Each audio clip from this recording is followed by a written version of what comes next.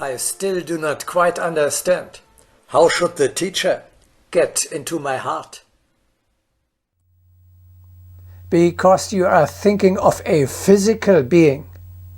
However, it is not so much a person that enters your heart, it is the spirit of the Master. Constantly present is the spirit of your teacher. You feel his love, his kindness, eminence, power, severity, care, greatness, solemnity, and tautness. Thus, taking the Master into your heart means fill yourself with the spirit of the teacher. When his spirit enters your being, you yourself become loving, kind, eminent, powerful, severe, caring, great, solemn, and taut.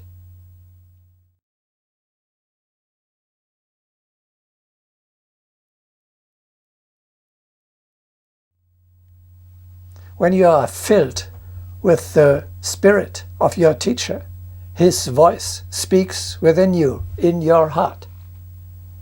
Now you just have to master the exercise of directing all your thoughts, feelings, words, and actions through your heart. We shall speak about that in a later broadcasting.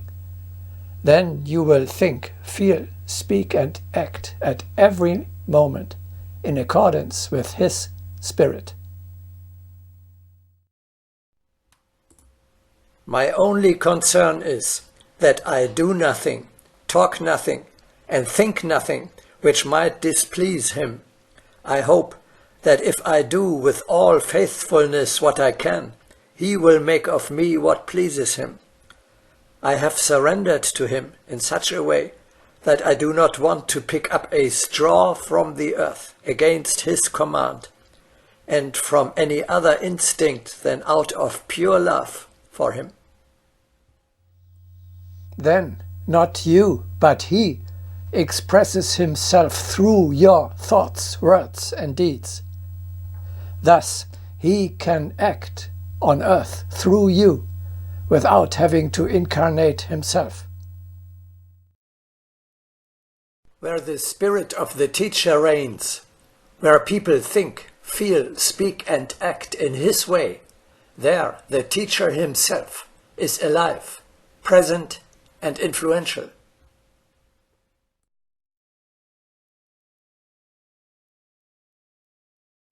Their only consideration is the concentration on the chosen great ideal, on the unwavering and constant striving to approach it.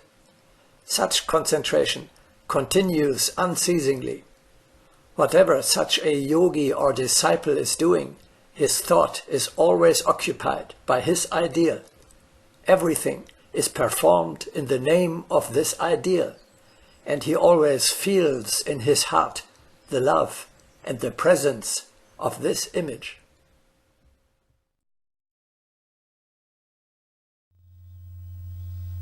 To realize spiritual guidance does not just mean to obey the instructions of an incarnated or non-incarnated teacher. You also have to be able, if no instruction is available, or if you do not understand it, to find the right solution by following the spirit of the teacher. Only in this way can the hierarchy act on earth.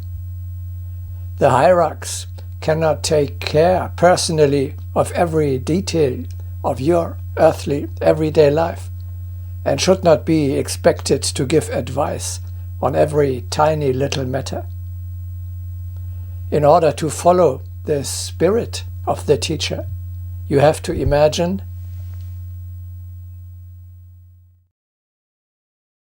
how would the teacher himself think, feel, speak, or act?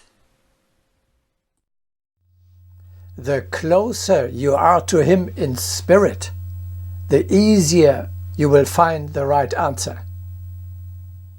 Thus, you tiny little human being are actually working in cooperation with the great hierarchy of light. I affirm that each action must be coordinated with the thinking of the teacher. Such help is true collaboration.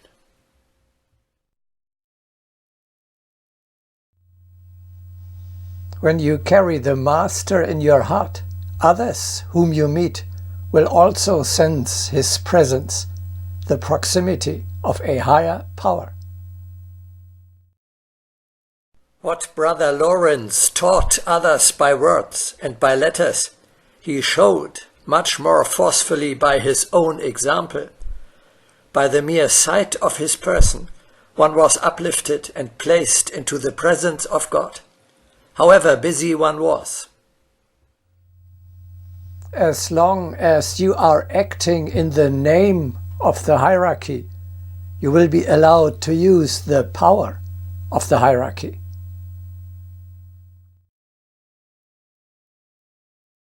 In my name go through life, and you will conquer the darkness.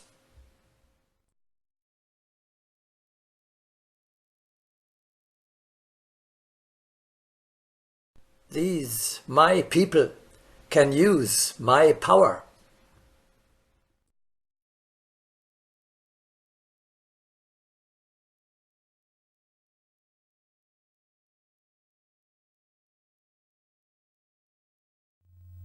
Filling your heart with the teacher is a highly creative concept.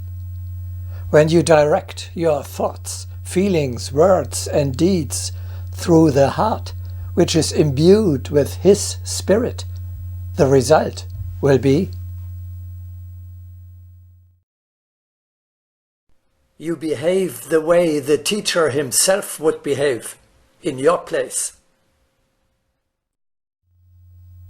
This is how you practice true discipleship. The exercise quite naturally induces you to think, feel, speak, and act as the teacher does. You imitate him. Thereby, over time, you will become like him. Emulation of the teacher is the taking of the image of the teacher into one's heart.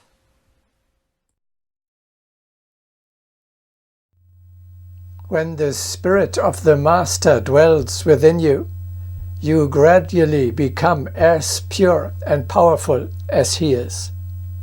Then you appear on the stage of the world like a teacher. Then you are a teacher. Then, like the ancient prophets, you are permeated with the Supreme Spirit and express it in all your words and deeds. You can step before the people with a higher mandate, like Jesus, as one having authority. You can actually be filled with this Spirit at every moment. Let us affirm the enthusiasm of the Spirit. To be filled with the Spirit means to place oneself in direct communion with hierarchy. All kinds of magical methods, even inner concentration, are used in attempts to achieve higher communion. But the new approach to the highest directs one to the example of ascetics who, above all, approach direct communion through the heart.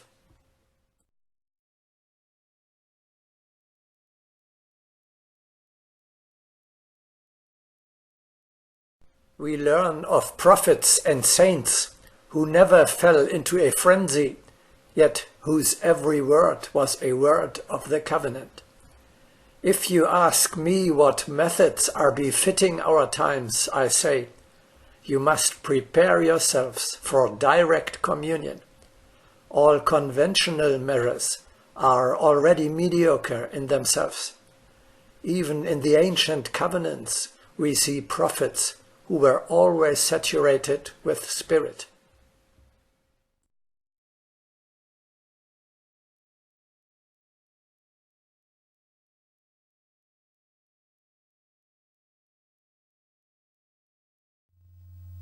You are currently undergoing a very important process.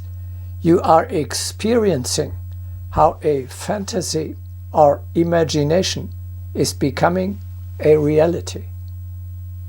First, you only imagine the teacher is present.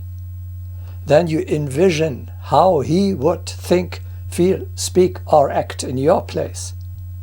Later, you act in his spirit, which is already a material reality. Finally, with time, you actually become like him.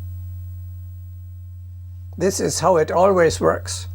First, in the subtle world, we have to create an idea, a thought construction, as for example Plato's design of an ideal state in his work, The Republic. Then we can begin to densify this spiritual reality more and more to the point that it eventually becomes a material fact. From idea to ideal to everyday life. That is the path of Agni Yoga. The idea begins to live and becomes influential. We now understand why Agni Yoga says a thought is a living being that develops in space.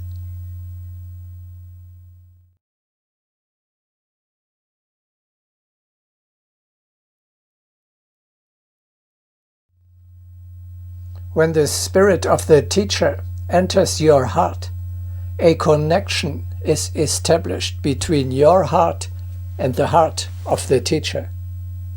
Just as you have a heart relationship to a beloved one, parents, children, or your homeland. The connection with the teacher only grows from a dead abstraction to a living reality by your being united with him in the heart, constantly, even if you and he are living in different places or are incarnated on earth at different times. A true, lasting spiritual connection goes beyond the limits of one incarnation and the limitations set by matter, time, and space. Establishing this heart relationship with the teacher is the first step for any disciples who wishes the connection to become so deep that it eventually becomes almost visible as a silvery thread. To lean in the heart upon the Master is the first condition on the path to the fiery world.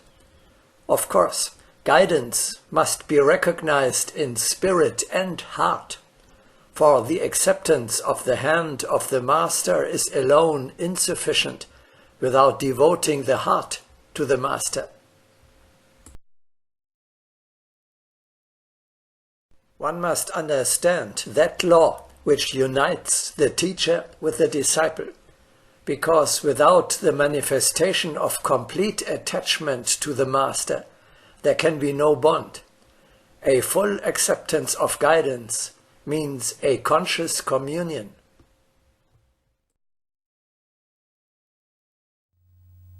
The connection with the Master transfigures your earthly life. In the most ordinary circumstances, it opens a window to infinity, giving even the grey, everyday existence the highest splendor.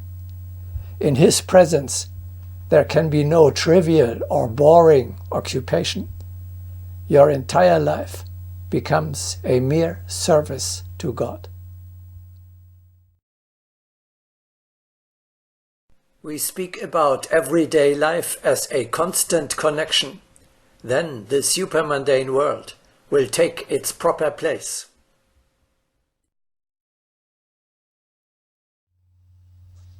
A higher joy finds its way into your life.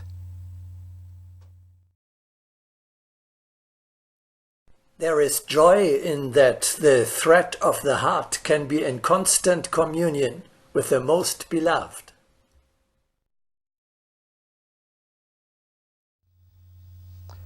Through this channel, vitality, that means psychic energy, spiritual strength, flows down to you.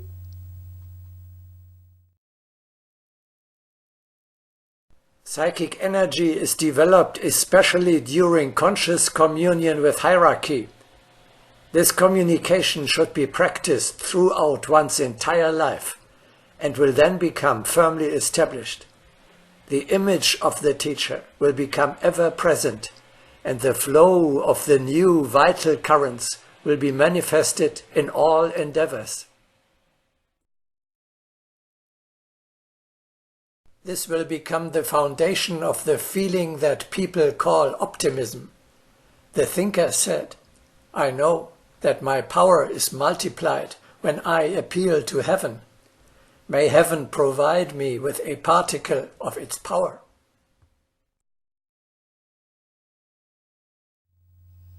This constant link to the hierarchy is one of the characteristic features of the new man.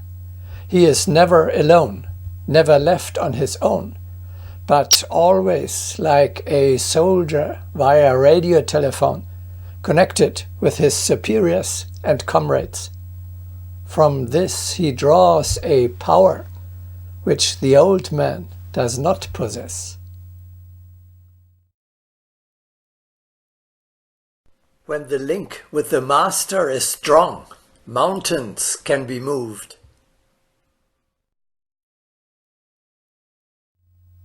You must learn to continuously maintain this spiritual connection in the midst of everyday material life. The link with the teacher must be understood in all its vitality, not only on holidays, but amid all labors. Indeed, such a constancy is inaccessible to many. The sacred fire must always be alight.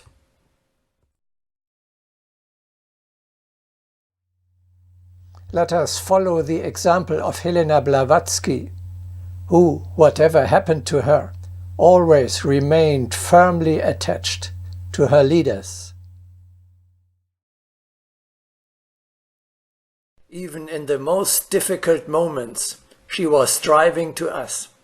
Such willpower inevitably results in a powerful vibration. No misfortune could make her forget the brotherhood. Not even a shipwreck could interfere with her concentration.